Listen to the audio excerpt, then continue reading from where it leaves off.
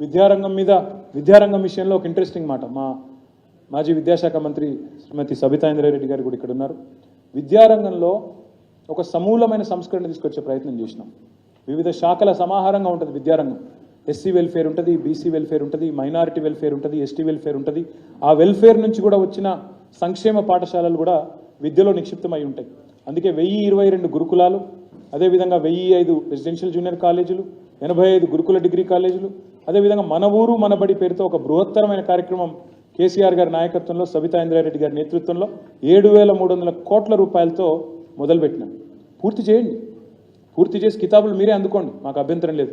కానీ దీన్ని కూడా నిరర్ధకం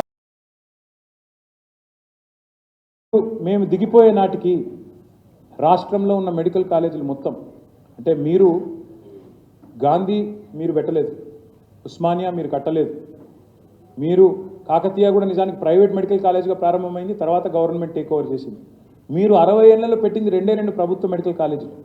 ఒకటి ఆదిలాబాద్లోని రిమ్స్, ఇంకోటి నిజామాబాద్లోని గవర్నమెంట్ మెడికల్ కాలేజ్. 60 ఏళ్లలో మీరు పెట్టిన 2 గవర్నమెంట్ మెడికల్ కాలేజీలు.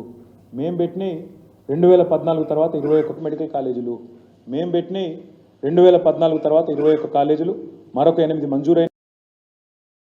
విద్యార్థులను, రాష్ట్రంలోని తల్లిదండ్రులను నేను అడుగుతా ఉన్నా, ఈ కొత్తగా పెట్టిన 21 మెడికల్ కాలేజీల్లో రేపు చదువుకోబోయే SC, ST, BC, minority, EBC అమ్మాయిలు, అబ్బాయిలు, వాళ్ళు డాక్టర్లు అయిన తర్వాత, వాళ్ళు ఆ సోషియో ఎకనామిక్ ల్యాడర్లో ఆ నిచ్చెన మీద 10 మెట్లు పెరిగిన తర్వాత సృష్టించబోయే సంపద వాళ్ళ మొత్తం 100 ఏళ్ల జీవితం.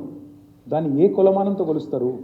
ఒకప్పుడు 500 ర్యాంక్ వచ్చినా సీటు రాని విద్యార్థికి ఇవాళ 5,000 ర్యాంక్ వచ్చినా సీట్ వచ్చే పరిస్థితి వస్తే దాన్ని ఏ లెక్కన ఆ తృప్తిని కొలుస్తారు? ఆలోచించమని చెప్పి నేను కోరుతా ఉన్నాను.